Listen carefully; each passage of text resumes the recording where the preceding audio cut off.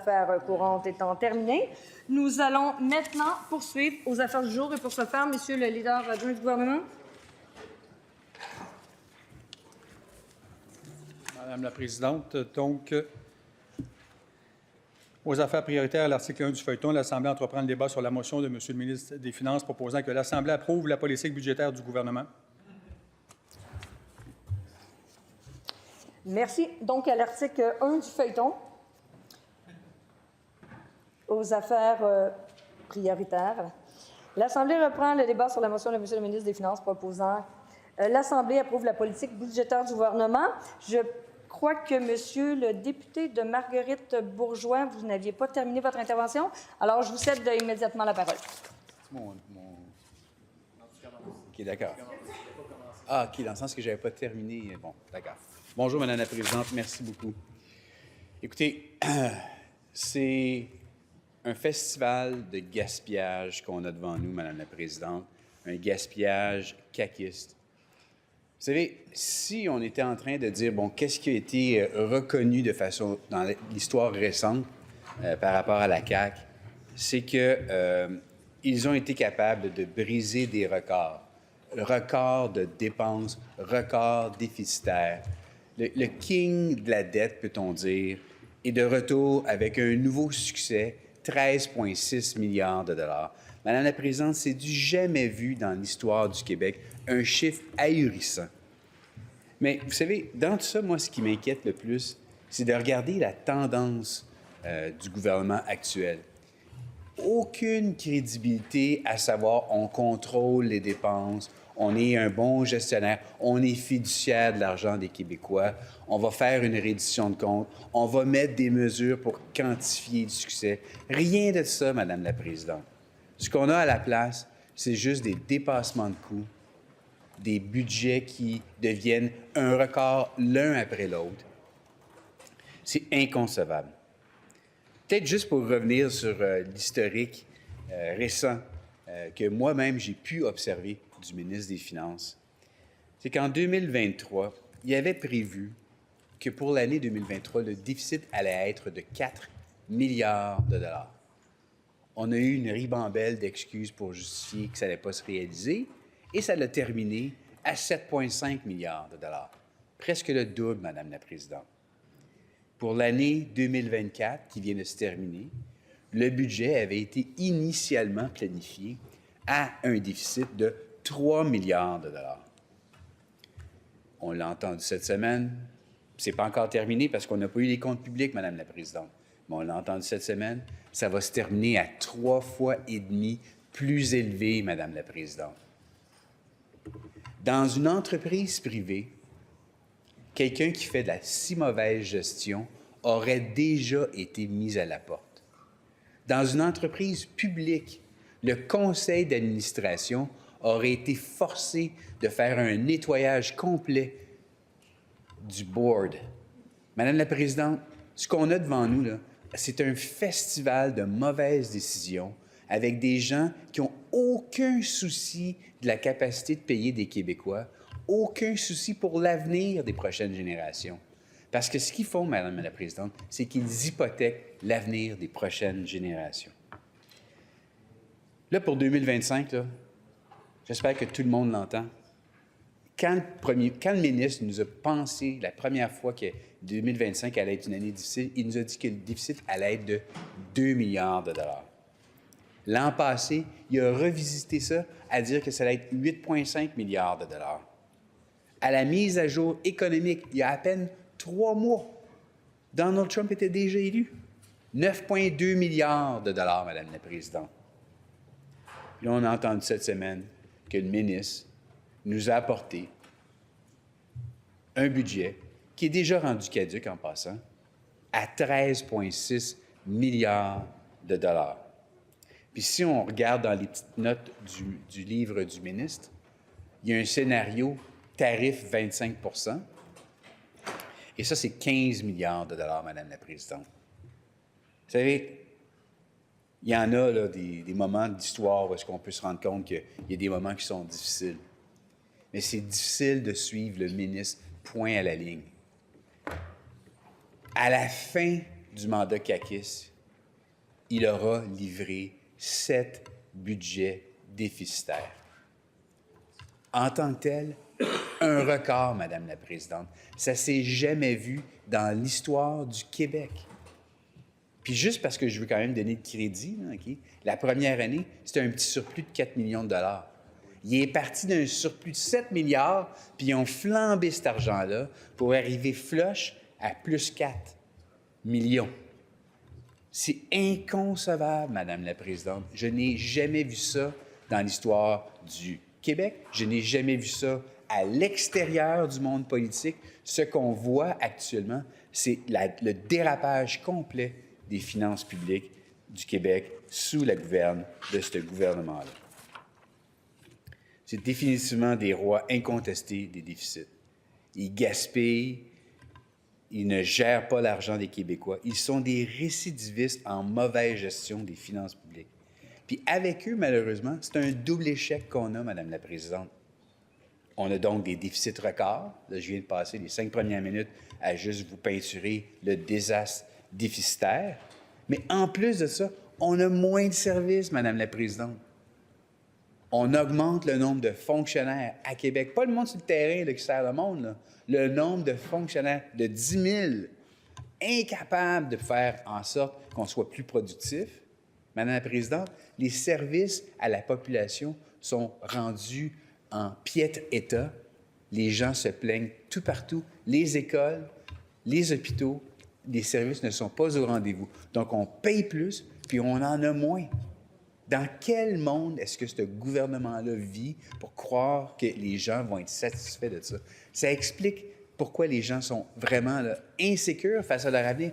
Quand il n'y a pas le leadership de l'efficacité, quand il n'y a pas le leadership de la bonne décision, de la bonne prise de décision par ce gouvernement-là, les gens sont laissés à eux-mêmes. C'est ça qui arrive quand on a un mauvais gouvernement, Madame la Présidente. La CAQ a perdu 710 millions de dollars avec Nordvolt. Avec sa clique, on a un ajout là, de 500 millions à quelque chose qui va coûter 1,1, 1,2 milliards, qui actuellement ne fonctionne pas. Un autre gaspillage. La formation privée en construction, Madame la Présidente, écoutez, 300 millions jetés aux poubelles. Ça n'a même pas levé, Madame la Présidente. Paraphe et pratique, 294 millions. Lyon électrique, 177 millions de dollars. Le dossier de Santé Québec, là, le dossier Information Technology, 100 millions de dollars, Madame la Présidente. Flying Wells, 75 millions. EcoPro, 322 millions qui sont à risque. Je vais reparler plus tard là, de la filière batterie, puis tout l'effort que les Québécois font là, de façon quotidienne, tous les sacrifices que nos PME ont fait à date pour essayer de faire en sorte que le rêve de la CAQ puisse fonctionner. Là. Mais au total, à date, Madame la Présidente, là, j'en ai là, laissé là, en arrière parce qu'on aurait passé des heures à juste donner ces exemples-là. Là. La CAQ gaspille notre argent. Le panneau là, devant le lutrin, lorsque le premier ministre a lancé sa campagne en 2022, où est-ce que c'était dit « Continuons », là, ça aurait dû être « Gaspillons ». C'est ça, le premier ministre. C'est ça, la CAQ, Madame la Présidente. En tout cas, le déficit là, de cette année, 13,6 milliards. Il était prévu à 8,5 milliards. C'est une augmentation de 5,1 milliards. Et oui, je suis d'accord, on doit faire de quoi face à l'incertitude de Donald Trump et de sa guerre tarifaire contre nous. Mais hier, là, j'ai eu le privilège de passer 1 heure avec le ministre des Finances pour discuter du budget. Il y a seulement 460 millions de dollars additionnels pour nos entreprises face à la guerre tarifaire. Donc, on augmente de 5,1 milliards de dollars le déficit du Québec, puis on dit que c'est à cause de Donald Trump, il faut protéger le Québec, puis tatati, puis tatata. Mais il y a seulement 460 millions de dollars pour aider nos entreprises. Puis pourtant, le ministre nous avait dit que ça allait être un bouclier tarif ou quelque chose du genre, là, puis que ça allait nous coûter à peu près 1,1 milliard additionnel. J'ai pris le temps, Madame la Présidente, d'y aller là, étape par étape, puis voir, bon, OK, correct. Allons-y, là, item, là, ici, là, poursuivre la stratégie maritime. Est-ce que c'est relativement important par rapport à la guerre tarifaire? Le ministre nous a dit tout candidement, non, c'est pas important. Fait que c'est 21,8 millions de dollars de moins à son bouclier. Après ça, on a parlé de automatisation du processus de l'État, 10 millions de dollars. J'ai posé la question, est-ce qu'on aurait dû faire ça, peu importe? La réponse a été oui. Donc, ce n'est pas vraiment la guerre tarifaire. La réponse est effectivement. Poursuivre le financement de Mila, 11 millions de dollars. Non, ça ne fait pas partie vraiment d'une réponse contre les tarifs de Donald Trump. Appuyer la recherche et l'innovation dans des secteurs prioritaires.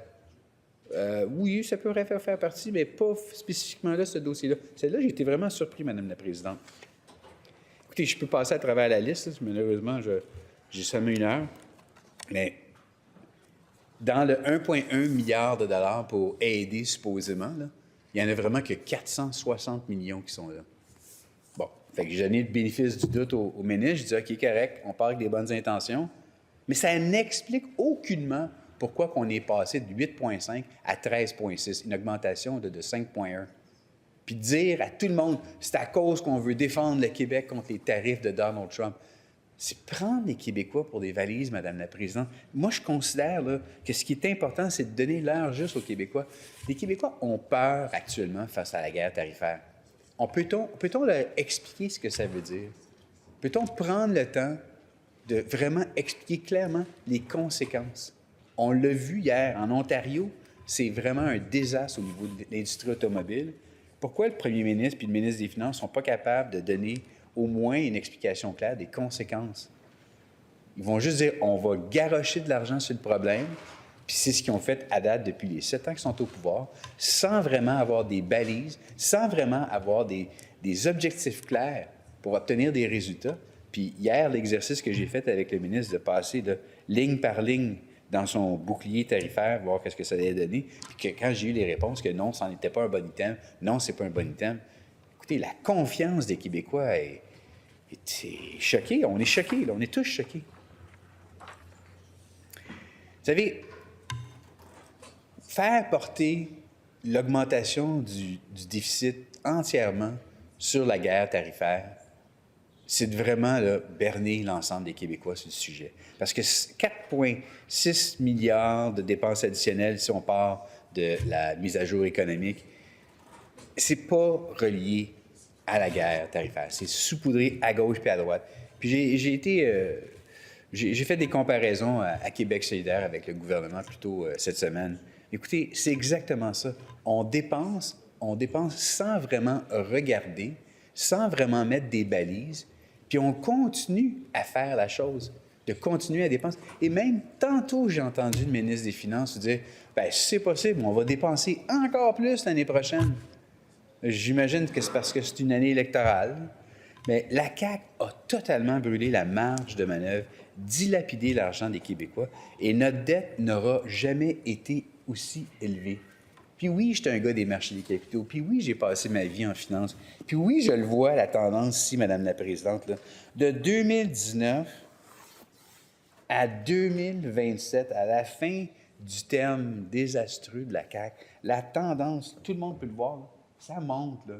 OK? C'est plus de dollars de dette. C'est plus d'argent qu'on met en dette. C'est plus d'argent qu'on emprunte des banquiers. C'est plus d'intérêts qu'on paye aux banquiers. C'est plus d'argent qu'on va dépenser en intérêts. C'est moins d'argent qu'on peut mettre dans nos programmes, Madame la Présidente. Puis on se fait donner des réponses. C'est pas grave, la vie est belle, on continue. Comme si de rien n'était.